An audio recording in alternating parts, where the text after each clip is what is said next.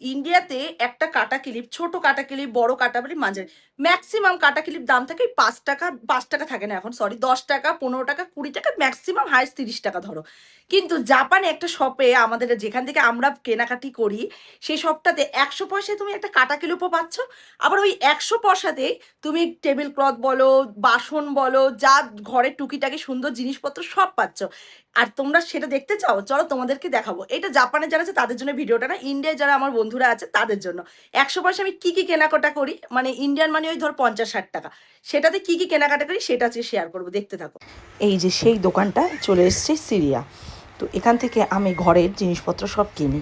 আমি জানো তো প্রথমে যখন জাপানে এসেছিলাম, তো এরকম ঘরের টুকিটাকি বলো, এই সাজা জিনিস বলো, আমি এত দাম ভেবে ভাবতাম যে কবা এত দাম দিয়ে জিনিসপত্র কিনতে হবে। তবে আমার পাশে একটা বান্ধবী ছিল, সে আমাকে প্রথম নিয়ে গিয়েছিল, বলছে চলো এই 100 পয়সায় তুমি তোমার ঘরের অনেক কিছু পাবে।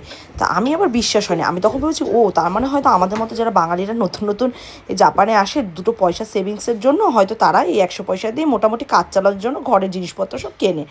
আমি ওইভাবেই গিয়েছিলাম। ও বাবা, গিয়ে দেখছি জাপানিজরা পর্যন্ত ওরাও এই কম দামে এখান থেকে সব জিনিসপত্র ঘরের টুকিটাকি সব কেনে।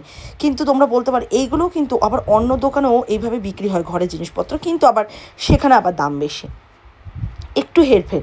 তো সবাই দেখি জাপানিজরা যখন ওরা একটু টাকার চিন্তা করে এখান থেকে সবাই 100 পয়সায় জিনিসপত্র কেনে, তাহলে আমরা তো আর কিছু বললাম না, আমরা তো আরোই কিনবো।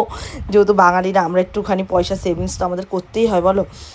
তারপরে এখানে জানো না কিন্তু হয়তো তোমরা ভাববো ওই তো মানে 50-100 পয়সা মানে হচ্ছে দেশের ওই 50-60 টাকা, ওরকমই কোয়ালিটি। কিন্তু না, কোয়ালিটি কিন্তু একদমই খারাপ না, কোয়ালিটি যথেষ্ট ভালো। আর এগুলো সব জাপানের নিজস্ব তৈরি, সেই জন্য এগুলোর কোয়ালিটি নিয়ে কোনো কথা হবে না। এক কথায় অসাধারণ প্রোডাক্ট এখানে বিক্রি হয়।